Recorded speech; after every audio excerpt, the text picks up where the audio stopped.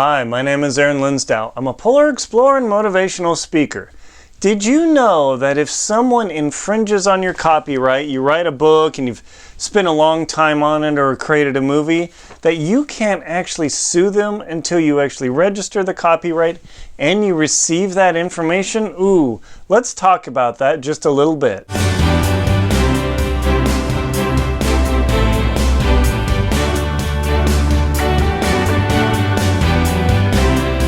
So did you know, I'm reading an article on, let's see, where is it here, SCOTUS blog, Supreme Court of the United States blog that talks about their rulings.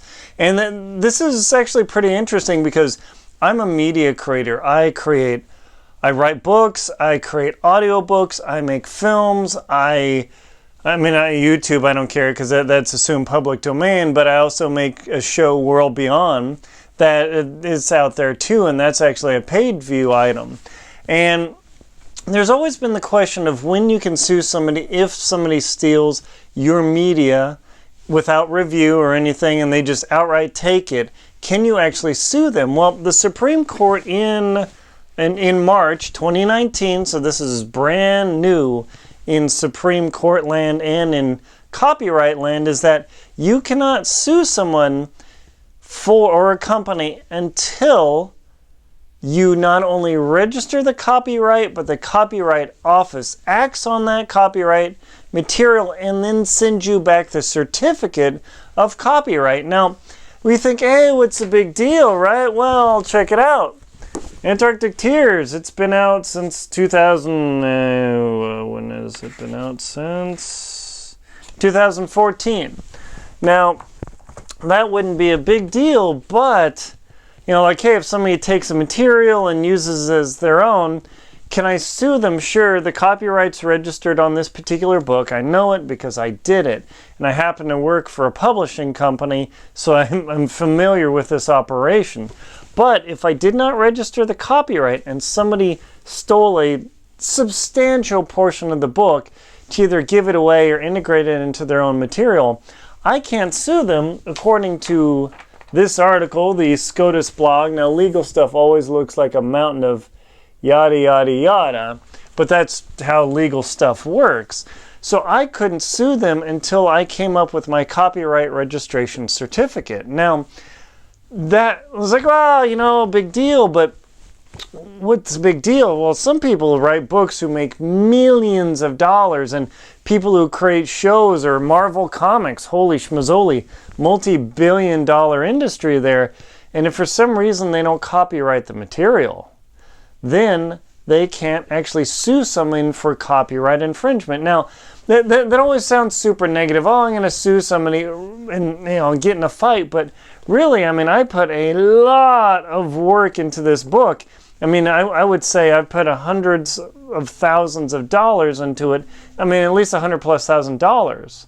Simply because the expedition cost me well over six figures to get there, plus the years of my life and all the time and hard cash costs. So, this actual book retails for $18.95.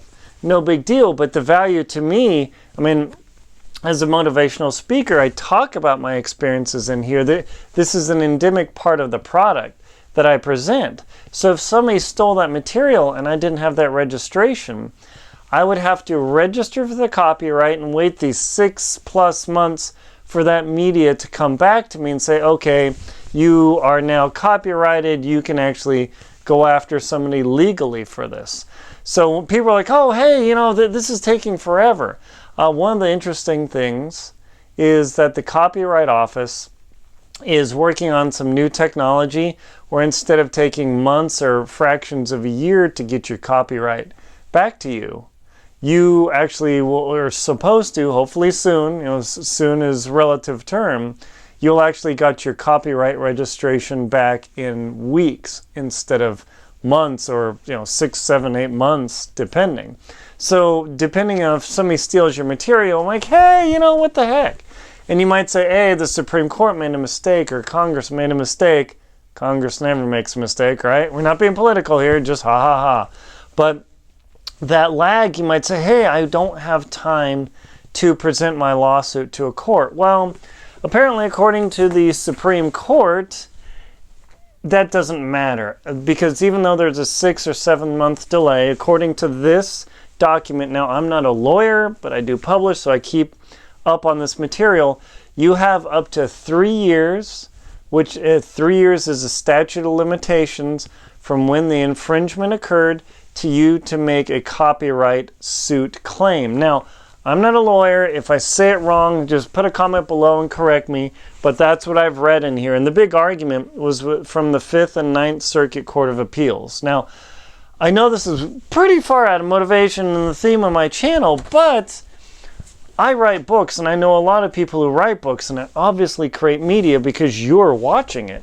And this can be a pretty big deal. So if you say, hey, you know, the book that I published, you know, I don't really care if I copyright it or not. This is another book I published.